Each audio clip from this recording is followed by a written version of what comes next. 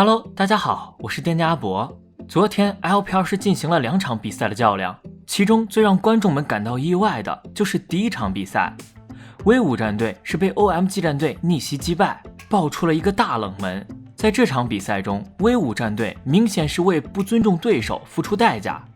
不管是 BP、阵容还是打法上，都出现了松懈的情况。威武其实本来就暴露了一些问题，而且目前还是争夺积分的关键阶段，出现这样的问题是非常伤的一个情况。由于 LPL 目前已经进入到了最后的一个赛程阶段，因此每场比赛的胜负都将决定最终的排名归属。这场威武爆冷输掉的比赛也造成了深远的影响，简单可以总结成一句话：威武输掉这一场比赛，有4支战队笑出声。第一支战队就是 TS 之前复活甲就挺稳的了，在威武输掉这一场后， TS 拿第一的概率也大大提升，后面即便输给威武， TS 的大分也比威武高，而对比 GDG 和 RNG， TS 则有小分优势。第2和第3支战队是 RNG 和 GDG， 这2支战队乐的原因是缺少了一个竞争对手。威武本来小分是很高的， RNG 的压力比较大，但是威武输了之后， RNG 拿复活甲的概率仅次于 TS 了，而 GDG 虽然不如 RNG， 但拿复活甲的概率也变高了，而且 GDG 拿第3可能性也更大。第4支战队就是泽晒领衔的 WBG 了。WBG 本来对于前4名的位置是没有任何想法的，但是威武输了之后， WBG 可以有想法了。虽然 WBG 的小分劣势非常大，但是 WBG 还可以期待威武输给 BLG 和 TS， 然后自己全胜进入前4。威武之前打 GDG 的比赛暴露的问题是中后期的团战处理存在问题，优势局面下很难通过团战的方式拿下比赛。问题的根源一来是团战的思路指挥不明确，选手站位存在问题，二来就是选手自己的打团理解出现问题。昨天打 OMG 的这一场，威武是派上打野小龙宝，以他们之前的人员调配来说，打强队的时候都是上卡萨，打弱队的时候会上小龙宝。可以预见的是，威武这一场应该是有练兵的意味，而且是放给了山鸡格温，然后让瑞奇去打一打试试看。个人认为威武是有这方面的一个考虑在，结果这个版本的格温强度实际上有点超过威武的预期了，或者说山鸡格温的一个熟练度超过了他们的预期。Rich 对线打得一塌糊涂，被单杀，还被亮了弱爆。关键的第3局比赛，威武可以说开局就直接裂开，导致他们这局比赛的难度过高，小龙宝的经验没有那么丰富， Rookie 也没能站出来，威武就这样输了。站在观众视角来说，这是一场不能输的比赛，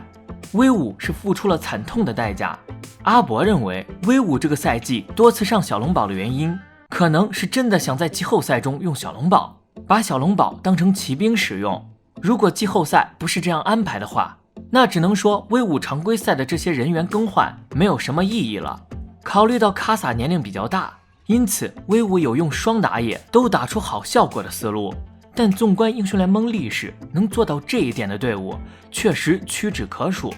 然后是威武季后赛的一个前景，阿博认为季后赛的版本对于威武来说是利好的，因为季后赛版本会更加注重前中期，威武很擅长在前中期以各种套路打出优势，新版本拿到优势的队伍很难被翻盘，这是一个好消息。但其他方面来说，威武的 BO5 能力没有很强，队伍中的5个选手其实多多少少都存在一些隐患和稳定性不足的缺点。有这样的队伍特质在，其实常规赛需要尽可能拿到复活甲的，因为威武如果是第3或第4，下面不是 EDG 就是 WBG， 要想好这一点， WBG 和 EDG 都不是好对付的对手，拿不到复活甲就有可能被提前打入冒泡赛行列。值得一提的是，在结束了第8周的比赛后， LPL 官方会照例对之前1周的选手数据表现进行盘点和总结，给出周最佳阵容。今年夏季赛还新增了一个周最佳数据，结果昨天公布的数据引发了巨大的争议。TS 官方是直接向 LPL 开炮，认为 LPL 官方的数据存在重大失误。最佳回顾是盘点出在上一周中某一项数据中排名第一的选手，会给出7项的数据，然后让解说猜。昨天给出的最佳回顾里面出现争议的点是在场均伤害占比上，最佳回顾给出的数据是 LGD 的下路阿萨姆，他的伤害占比和伤害转化率都是排名第一，但 TS 粉丝质疑了这2项数据，因为 TS 在对阵 TT 的比赛中 JK Love 打出了本赛季最好的2局比赛，拿下了2个 MVP。 第一局他使用轮子妈，伤害占比高达 47.5%， 伤害转化率为 197.1%。 第二局使用金克斯，伤害占比高达 44.8%， 伤害转化率为 176.6%。 2局平均计算 JK Love 的数据硬理都比阿萨姆高才对，但是 JK Love 却并未上榜，这点引起了 TS 粉丝的强烈不满。很多观众也直呼离谱， LPL 官方数据也能出现这样的错误吗？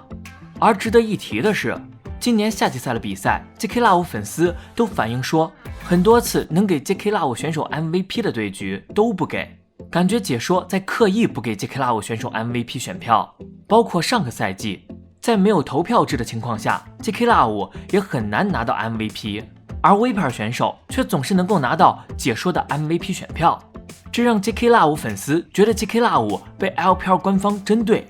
有观众详细的盘点了选手的数据，然后看每一周的最佳回顾，看看能不能找到规律，结果是找到了，但又没有完全符合。结论就是 LPL 的这个最佳数据已经不是第一次出错了，之前几周就存在大量错误。首先 LPL 官方盘点的应该是在这周比赛中至少上场3次或以上的选手， JK Love 上一周只打2局，所以没有上榜。然后就是 KDA 的算法，官方的算法好像是每场比赛的 KDA 总数之和除以本周的比赛数，而不是击杀助攻加起来除以总的死亡数。网友在盘点的过程中发现，在第6周的最佳回顾中 KDA 最高的选手应该是 Net 的 16.5， 结果官方给了 Hope， 数据是 12.2， 但计算后发现 Hope 的 KDA 应该是 7.8， 而第8周这个数据中 Viper 的 KDA 应该是 10.6， 结果给出的数据是 15.3， 而这一周 KDA 最高的是 An， 高达16，也就是说，不管怎么算 ，LPL 官方的这个数据都是有问题的。单就 KDA 这项数据，官方就不止一次出现了错误，令观众们非常失望。其实，在之前有一周的最佳数据回顾就挺让人印象深刻，就是解说在盘点最佳数据的时候，突然板子出现了问题，消失之后，解说就没再说这个事情，直接把这个环节跳过去了。当时就觉得非常离谱，结果是越来越离谱，开始各种乱算数据。阿博认为，负责计算这个最佳数据的部门或者工作人员问题可能比较大，再者就是各种算法什么的出现了问题，导致数据大量出错。如果不是 TS 官方这次直接开炮，可能很多观众还会被误导，不会去深究。建议 LPL 官方能够在这个事情之后出面回应一下，如果没有错，就公布算法出来，让观众们评断。如果出错了，建议直接道歉。